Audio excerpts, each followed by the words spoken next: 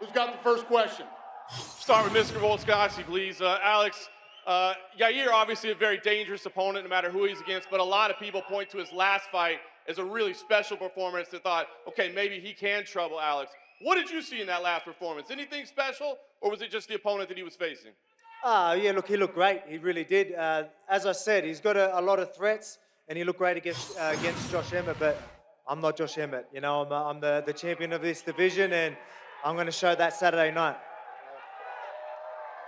And Alex, obviously his kicking game is what's most vaunted, as well as his creativity. I know you brought in some real high-level strikers, but what do you see? I mean, are there identifiable patterns in the way he attacks, or is it as unpredictable as it seems to be?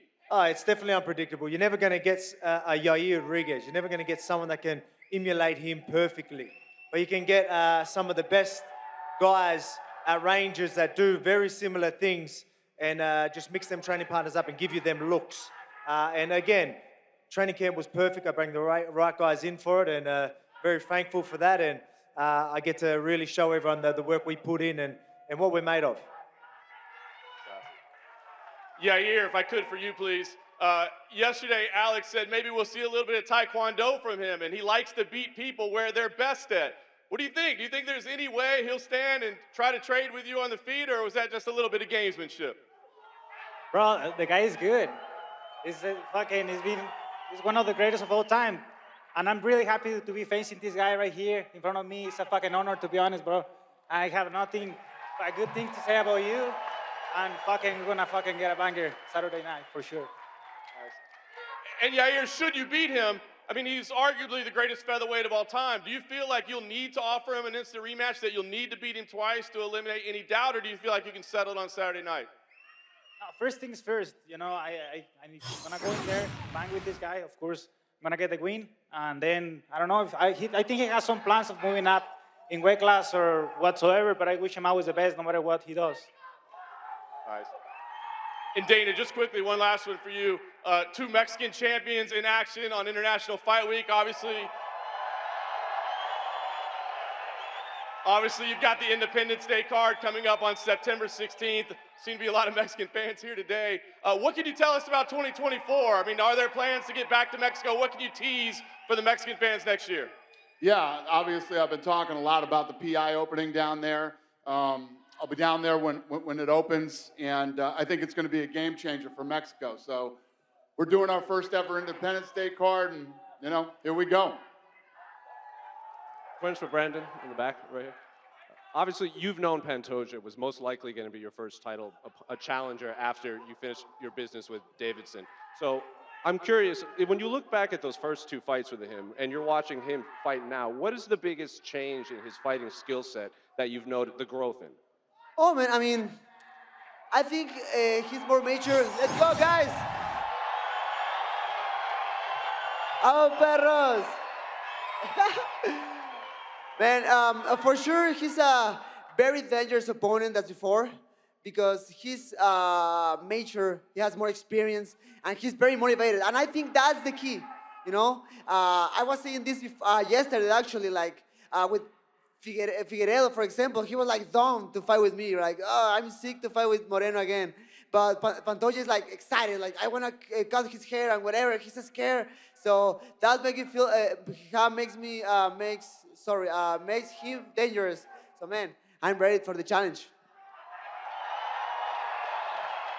And obviously, you had your 4 fights with Davidson. Do you think after Saturday your business will be done with Pantoja, considering he does have 2 wins over you?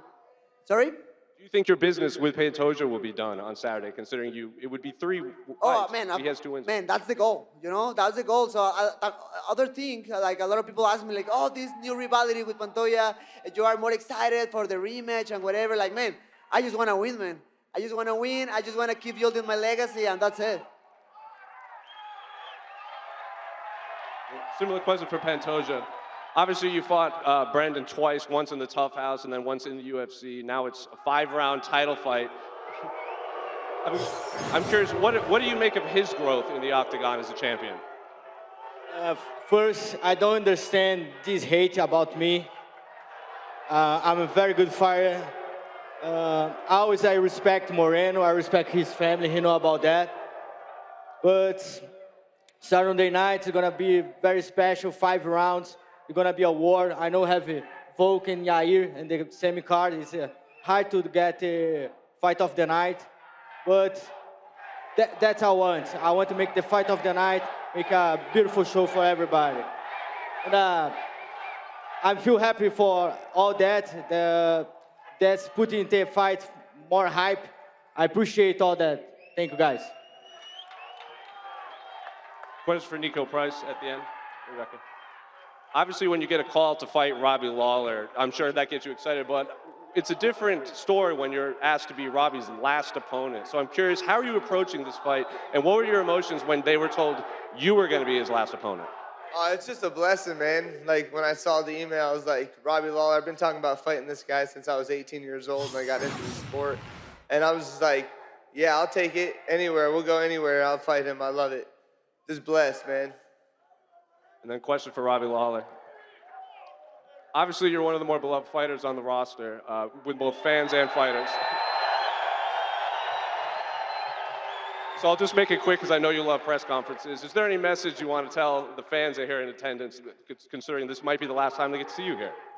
Just thanks for all your support. I mean, this support of MMA.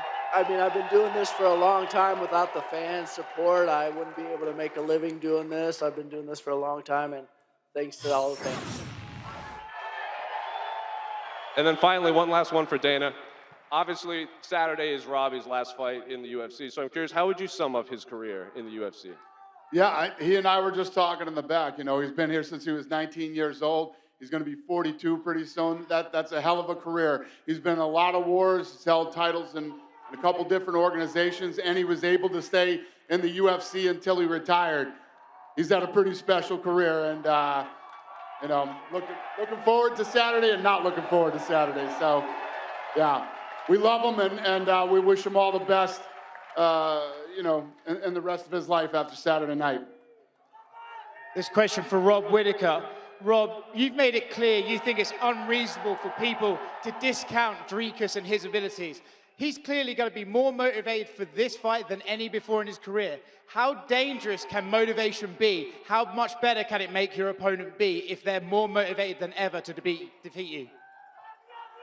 Mate, a man who has nothing to lose, who's been counted out, who's the underdog, would have to be one of the more dangerous things you can encounter.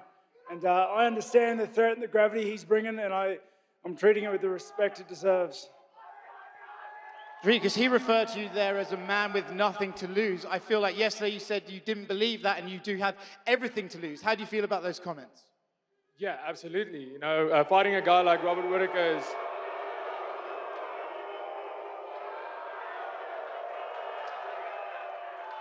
Yeah, fighting a guy like Robert Whittaker, you know, having nothing to lose, that's absolute BS. I have everything to lose. No, I have a goal to be the champion of the world, and Robert Whittaker is the next step in that ladder.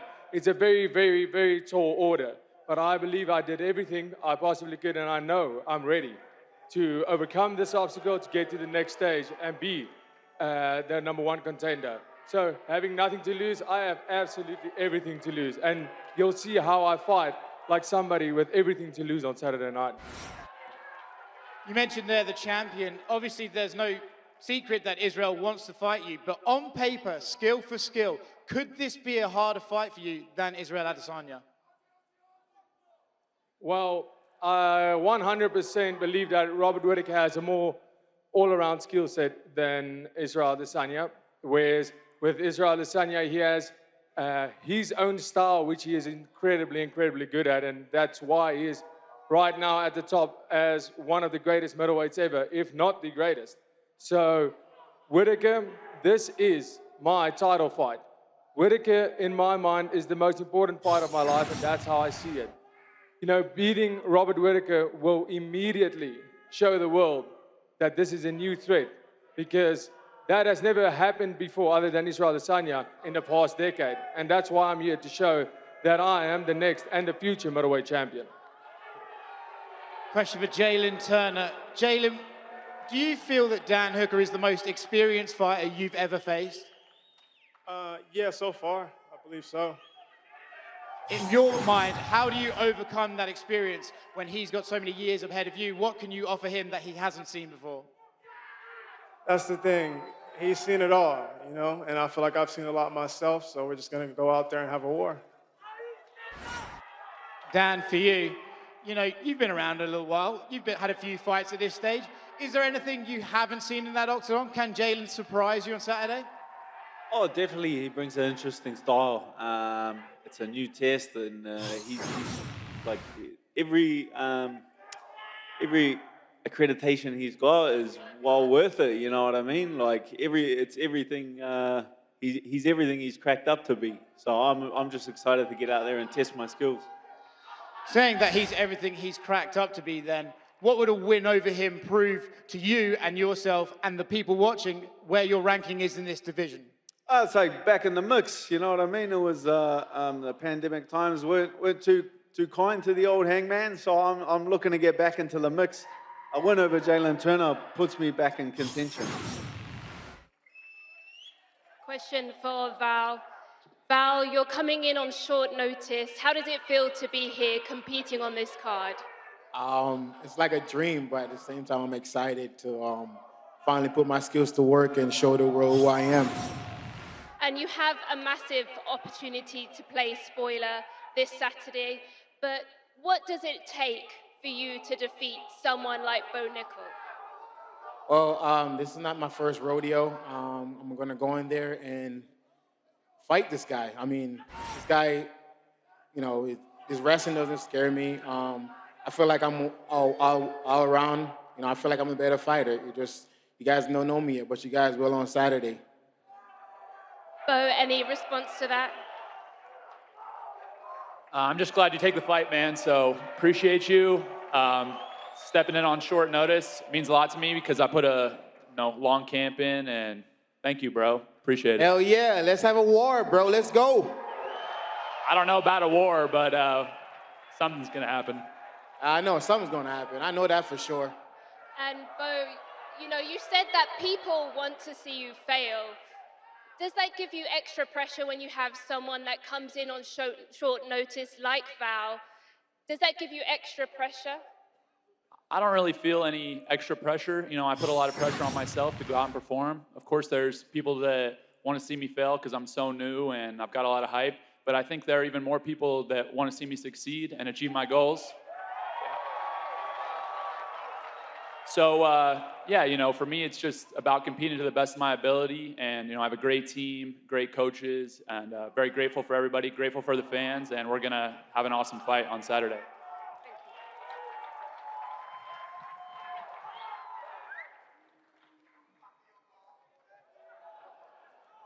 ¿Cómo está Yair? Brandon, en español, aquí hay muchos mexicanos que vinieron para Vegas. ¿Cómo se sienten ustedes que vinieron muchos mexicanos para apoyarte esta semana? How do you feel, Brandon and Yair, this week with so many Mexicans here to support you in Las Vegas? Dale, pa, dale. Señores, pues nada, antes que nada, pues miles de gracias por venir para acá. Yo sé que hacen el esfuerzo y la verdad yo personalmente, y sé que hablo también por Yair, estoy muy contento de ver tantas pinches banderas mexicanas alrededor y quiero que igual se vea el pinche sábado, claro que sí. Thank you so much. I see all these flags. I know the effort that you put in here is awesome to see so many Mexican flags on Saturday. Let's do it. All right, my first question's for Yair.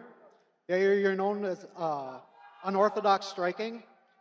How do you train to be unorthodox?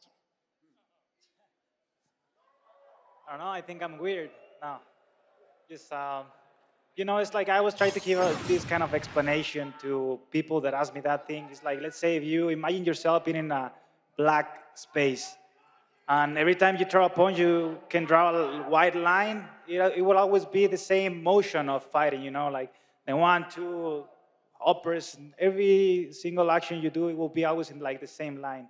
What about the spaces that aren't fulfilled yet?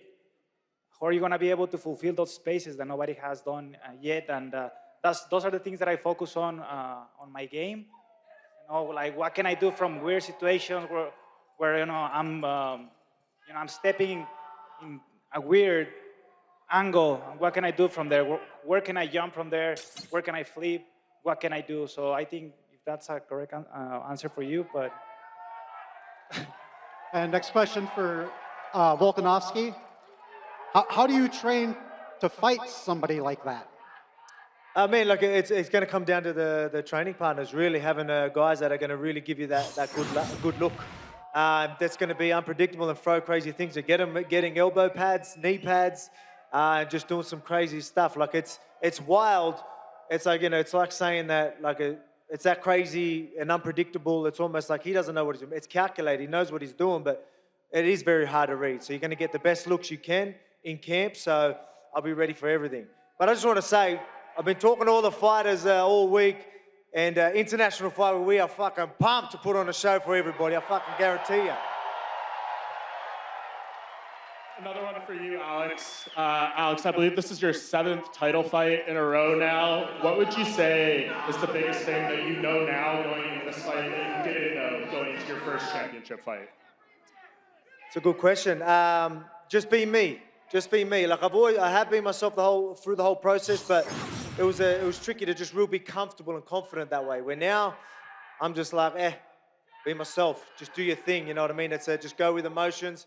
I'm pretty experienced with it all now, and just enjoy it. Enjoy the International Fight Week. Enjoy Vegas, and enjoy the cracking fights that are going to happen this weekend. And one for you, Dana. Bo Nickal has opened as the biggest betting favorite in UFC history, minus 2,500. I just want to know what you make of that, and if you think that's crazy for any fighter to be minus 2,500 in a fight. I just found that out like 25 minutes ago. It's interesting. You never know. He's got a 100% finish rate, but he's facing a guy. 5 of his 7 wins have come by knockout, 3 in the first round, and this guy's coming in for a big opportunity. I love fights like this where guys step up and take opportunities on a week's notice. So we'll see. We'll find out on Saturday. For Yair Rodriguez. Yair, we know early in your career you were working with a sports psychologist. What did it take to get to the place where you felt that you had the championship mentality? I think that it takes just believe in yourself. I was working with Aletia Olmedo is her name, and she was my sports psychologist. And I like to sleep with audios and wake up with the same. And it's just affirmations, it's put in your head that you can do things, believing in yourself, and then you can make things happen. And it's not a trick, bro. It's just something that is always there. It's a matter of you believing in yourself and the team that you have around you, a good group of people that loves you and support you, and everything else is going to be there. Val, it's quite the whirlwind of a week. Have you been truly able to take a deep breath and take in the moment? Absolutely. I've been taking it all in, enjoying the moment. Damn, I can't wait for Saturday night. Let's go! And last one, Nico Price, taking on a legend like Robbie Lawler, who's been in so many crazy fights. Is there a different level of mental preparation for a fight that could be as violent as ones that Robbie usually is in? No, I'm just here to fight, man. All my fights are violent, so I plan to meet violent with violency, so I can't wait. Question for Brandon and Yair. Can you guys put into words what it would mean to you to both of you win and defend your titles on Saturday for Mexico? Can you repeat the question, bro? Can you put into words what it would mean to you for both of you guys to win on Saturday? Fuck, man, that's a simple question and a big question as well. It means the work that we have been putting each, right? But together at the same time as a Mexican team, you want to see it that way. It's been years and years of working on this dream, and we're changing literally the history of Mexico, not only in MMA, but in sports. And if that doesn't say enough, I don't know what else to say, because we're literally changing the way that sports are being seen in a whole country, and that's big enough. And Brandon? For me, man, I mean, I think this is a huge statement for the Mexican mixed martial arts. I'm just happy for my country. I'm happy for Latin America in general because I think, and actually, UFC start to know, I mean, we are good in combat sports, and I said this before, like, we have so many Mexican champions in boxing, like gold medals in Olympics, in Taekwondo, for example. Man, we are good throwing punches. Just we need the support, we need the opportunities, and obviously by our side, we just need the discipline and the sacrifices. But man, we are ready for the biggest stage in the mixed martial arts. This one's for Robbie Lawler. Robbie, 21 years ago, you competed at UFC 37, and then 1 month later, you competed here in Las Vegas at UFC 37.5. You and your entire generation have done so much to help build the sport. After you conclude your career as a competitor, how do you plan on continuing building the sport as an ambassador, and a respected ambassador at that? I'm going to continue to do what I'm doing. I'm coaching fighters at our gym, giving back to the sport. So many guys before me helped me get to where I am today. So there's a lot of energy put into my career, and I'm going to give back to the sport and touch as many lives as I can. And this question is for Brandon. Que pasa, mi amigo? What's up? What's up? So obviously you fought this opponent twice. You know him better than anybody. How do you put those two fights mentally, put those two fights in the rearview mirror and go out and compete and show out tomorrow night? Yes, man, 100%. I know, and I know I can like erase that of my record of my past. You know, I lost against him twice in the past. And it is what it is, you know. You need to pass the page. You need to get all the knowledge, the experience, and just go forward. I think we had different ways, you know. Thanks God, life, destiny, whatever you want to say. I got the title, and now he's the challenger, and he's motivated. And obviously, this competitive part of myself want the rematch, right? Want to beat the guy who beat me in the past. But, you know, the most important thing for me is just my legacy, man. Right now, I mean, Mexico. I just want to hear Viva Mexico this Saturday. And this question's for Mr. Pantoja. One more from me. So you fought him twice. If it's not broke, don't fix it. Do you think this is going to be a different fight from the last two fights? Of course, it's gonna be a different fight. I'm prepared for the best Moreno ever. All Mexicans go to my Instagram and say he's a prime Moreno. That's the guy I want to meet in the cage, you know, in the octagon. But the result is gonna make the same. I'm gonna win that, take the belt, and go to Brazil some vacations. I'm gonna take 3 more questions. Go ahead. Question for Volkanovski. Including yourself, there are 6 fighters from the land down under on this card. How does it feel to be sharing this stage with them? Yeah, man, it's pretty crazy. It just shows you how big the sport's getting over in Australia in our region. You know, we're getting, it's International Fight Week. We've got that many, even how many Mexicans are on this as well. So it just shows you how much this sport is growing. And only up from here, UFC and mixed martial arts is going to take over all sports, I think. And I can't wait to really put on a show this weekend and really do it again for the Aussies. There's going to be a lot of guys, and I've been talking to them all. They're all pumped, ready to set a statement, and I can't wait to finish it with a bang. And a question for Dana. We've seen how much of a fan favorite Robbie Lawler is. What is your favorite moment that we got to see from Robbie Lawler? Yeah, no, he always has been since the day he walked into this organization. You know, I think that Robbie Lawler is a fighter's fighter. You know, if you're a fan of fighting, there's no way you don't like a Robbie Lawler fight. He comes in and gives everybody what they always want. It's nonstop action. He's trying to knock you out. He's throwing bad intentions with everything that he throws. He's been one of the funnest guys to ever watch. Thanks. Go ahead.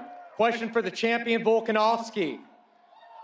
You have unfinished business with Islam Makhachev in the 155-pound weight division, but if you're victorious Saturday evening, how many more contenders in the featherweight division would you feel you need to face to feel satisfied with your title reign? Mate, I told you, and I ain't lying, and I'm proving it time and time again, I want to be active. And I'm going to get that rematch, I'm going to get that second belt, and I'm going to keep both divisions busy. I promise you that. So I've got business to deal with this weekend. As I said, I'm taking him really serious. But obviously, moving forward, I want to keep both divisions busy once I take that belt. But like I said, I've got a threat in front of me. Let me deal with that, and we'll see what happens after that. And last question for the former champion in the middleweight division, Robert the Reaper Whittaker. You've been through so many wars, so many battles. How do you stay so mentally prepared knowing that you're going to face the carnage likely Saturday evening against another game opponent? Mate, it's just the threat of another guy trying to take what's mine. I understand it doesn't matter whether he's a fighter in the UFC or a Macca's clerk. It's the same feeling. He's trying to take what's mine, and I'm not going to let him. Go ahead, sir. G'day, Dana. This question's for you. My name's Dylan Alcott from KO Sports Australia. Mate, Australia is taking over International Fight Week. There's 5 Aussies on the cards. We've got Volk, we've got Rob, we've got Jack Della, Jimmy Crute, Shannon Ross, Dan Hangman will take you as well if you'll come. Australians are calling for a public holiday. If all 5 Aussies win, what's your message to our Prime Minister to get that over the line? That's for you, Dana. Yeah, you. What's your message to our Prime Minister to get a public holiday if all 5 Australians win on the card? I don't think he gives a shit what I think, to be honest with you, but sounds good to me. No, I'll take it. Thank you, mate. We'll do one more. Go ahead. First question for Dana. It's International Fight Week, but really every week is International Fight Week for UFC. You've got fighters representing everywhere around the globe. But why Las Vegas? Why do you keep coming back having this event here in this city? Where else should I do it? Vegas is an incredible destination. Everybody wants to come here. There's tons of things to do, plenty of hotel rooms, lots of great restaurants, unbelievable shopping. Why would I not do it in Vegas? Viva Las Vegas. Final question for Brandon. You've had an incredible story of redemption and bouncing back. How did you do that? And why does that make you particularly dangerous come Saturday night?